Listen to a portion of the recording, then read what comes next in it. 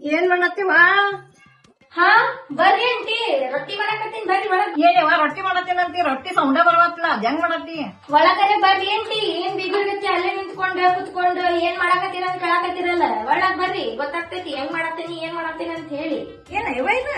ಈಗ್ರಿ CS collection ಅವರ ರೊಟ್ಟಿ press maker ಅದ ನೋಡ್ರಿ. ಇದನ್ನ ರೊಟ್ಟಿ ಎಷ್ಟ ಮಾಡುದು? ಬರೀ ರೊಟ್ಟಿ ಅಷ್ಟೇ ಅಲ್ರಿ, ಇದ್ರ ಚಪಾತಿ, ಹೋಳ್ಗಿ, ಆಮೇಲೆ ಹಪ್ಳ, ಆಮೇಲೆ ನೀವು ತಾಲಿಪಟ್ ಮಾಡ್ತಿರಲ್ಲ ಧಪಾಟಿ ಅಂತಿರಲ್ಲ ಅದ, ಆಮೇಲೆ ಎಲ್ಲಾನು ಮಾಡ್ಕೋಬಹುದ್ರಿ. ಈಸಿ ಐತಿ, ಪರಾಟ ಸಗಟ್ ಮಾಡ್ಕೋಬಹುದ್ರಿ. ಗೊತ್ತು ಹೆಂಗ್ ಮಾಡುದು ಇವ ಇದ್ರಾಗ? ಭಾಳ ಈಸಿ ಐತ್ರಿ ಆಂಟಿ. ಅದನ್ನ ಮಾಡಾಕ ಅಂತ ಹೇಳಿ 2 ಬಟರ್ ಪೇಪರ್ ಕೊಟ್ಟಿರ್ತಾರ ಗೊತ್ತೈತ್ರಿ. ಇದ್ರ ಮ್ಯಾಲ ಸ್ವಲ್ಪ ಎಣ್ಣೆ ಹಚ್ಚುದ್ರಿ.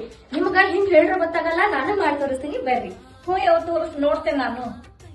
ನೀಟಾಗಿ 2 ಬಟರ್ ಪೇಪರ್ ಮೇಲೆ ಎಣ್ಣೆ ಹಚ್ಕೊಂಡು ಮೆತ್ತಗ ನಾದಿರೋಂಥ ಉಳ್ಳಿ ಇಟ್ಕೊಂಡು ಆಮೇಲೆ ಒಂದ್ 2 ಸಲ ಪ್ರೆಸ್ ಮಾಡಿದ್ರೆ ಮುಗೀತು.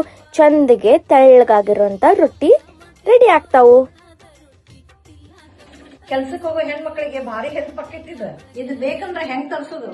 ಇದನ್ನ CS ಕಲೆಕ್ಷನ್ ಇಂದ ತರಿಸಿದೇನ್ರಿ. ನೀವು ಕೂಡ ಅಲ್ಲಿಂದ ತರಿಸ್ರಿ. ನಿಮಗೆ ಹೆಚ್ಚಿಗೆ ಮಾಹಿತಿ ಬೇಕಪ್ಪ ಅಂತಂದ್ರ ಸ್ಕ್ರೀನ್ ಮೇಲೆ ಕಾಂಟ್ಯಾಕ್ಟ್ ನಂಬರ್ ಹಾಕಿರ್ತೀನಿ, ಅಲ್ಲಿಂದ ಹೋಗಿ ಹೆಚ್ಚಿನ ಮಾಹಿತಿ ಪಡ್ಕೊಂಡು ನೀವು ಕೂಡ ತರಿಸ್ರಿ.